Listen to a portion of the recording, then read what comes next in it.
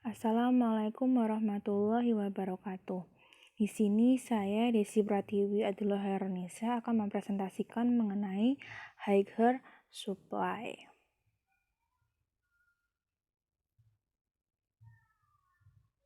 Supply atau penawaran. Supply atau penawaran adalah kuantitas barang dan jasa yang tersedia dan dapat ditawarkan oleh produsen kepada konsumen pada setiap tingkat harga selama periode tertentu. Hukum penawaran. Ketika harga barang naik, jumlah barang yang ditawarkan akan naik, dan ketika harga barang turun, maka jumlah barang yang ditawarkan juga akan turun. Faktor-faktor yang mempengaruhi penawaran. Yang pertama adalah harga barang itu sendiri. Besar kecilnya perubahan penawaran ditentukan oleh besar kecilnya perubahan harga. Ketika harga barang naik, jumlah barang yang ditawarkan akan meningkat dan sebaliknya. Selanjutnya, harga barang pengganti. Apabila harga barang pengganti meningkat, maka penjual akan meningkatkan jumlah barang yang ditawarkan. Misalnya, harga kopi meningkat, menyebabkan harga barang penggantinya, yaitu seperti teh, menjadi lebih rendah. Sehingga penjual lebih banyak menjual teh. Selanjutnya adalah biaya produksi. Apabila biaya produksi meningkat, maka harga barang akan tinggi, penawaran menjadi turun. Ini karena penjual atau produsen tidak mau rugi. Selanjutnya adalah kemajuan teknologi. Teknologi yang maju dapat meningkatkan efisiensi produksi, sehingga dapat mengurangi biaya produksi dan biaya yang lain. Kebijakan pemerintah dan pajak. Kebijakan pemerintah mempengaruhi penawaran. Selanjutnya adalah pajak. Jika pajak tinggi, maka penawaran menjadi turun. Pajak di sini dapat mempengaruhi tingkat harga suatu barang. Selanjutnya adalah perkiraan harga di masa mendatang atau masa depan. Hal ini sangat mempengaruhi besar kecilnya jumlah penawaran. Selanjutnya adalah kurva penawaran. Kurva penawaran menunjukkan hubungan antara harga dengan jumlah barang yang diminta. Ini merupakan contoh gambar kurva penawaran. Selanjutnya adalah pergerakan kurva penawaran. Mari kita lihat tabel dan kurva ini. Dari data tersebut, ketika harga semakin naik, kuantitas barang yang ditawarkan juga ikut naik. Misalnya, ketika harga jeruk 4.500 per kilogram, penjualannya sebanyak 50 kilogram. Sedangkan ketika harganya naik menjadi 4.750 per kilogram, penjualannya menjadi sebanyak 60 kilogram. Kurva ini bergerak dari kiri bawah ke kanan atas. Dengan demikian, kurva ini memiliki slope yang positif. Artinya, jumlah barang yang ditawarkan berbanding lurus dengan harga barang. Ketika harga barang itu naik, maka jumlah barang juga akan ikut naik. Selanjutnya adalah pergeseran kurva penawaran. Perubahan harga akan mengakibatkan suatu pergerakan di sepanjang kurva penawaran.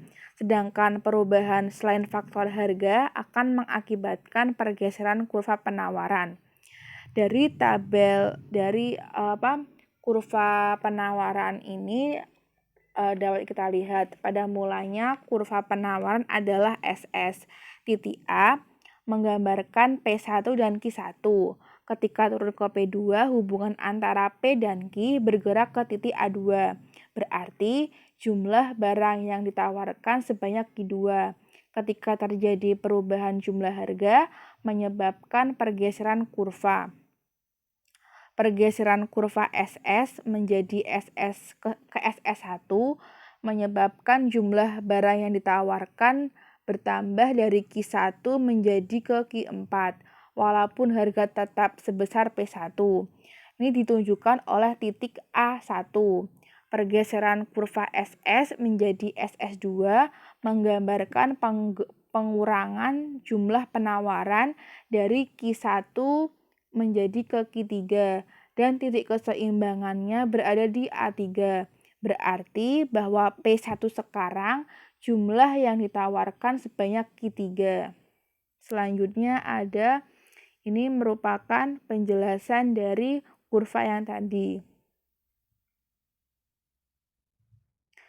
Selanjutnya adalah keseimbangan harga atau equilibrium.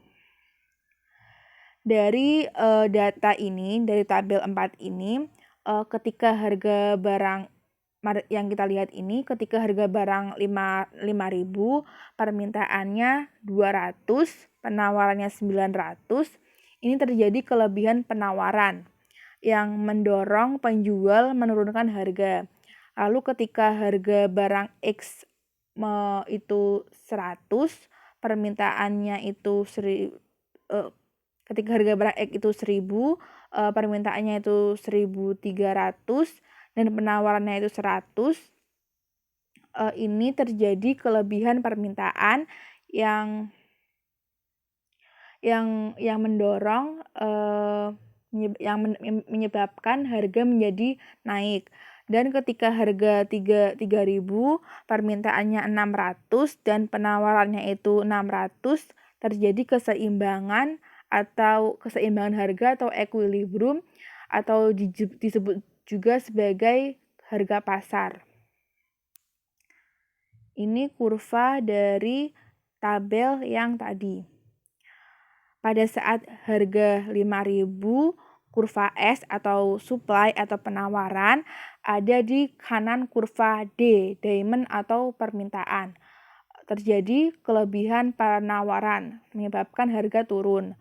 Pada saat harga 1.000, kurva D ada di kanan kurva S, terjadi kelebihan permintaan, sehingga harga menjadi naik. Lalu pada saat harga 3.000, kurva D dan kurva S saling berpotongan, berada di titik E. Ini terjadi keseimbangan harga atau equilibrium.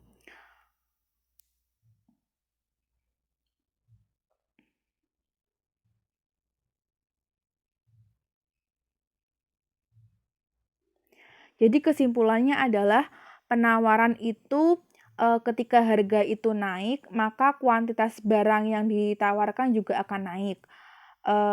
Dan sebaliknya.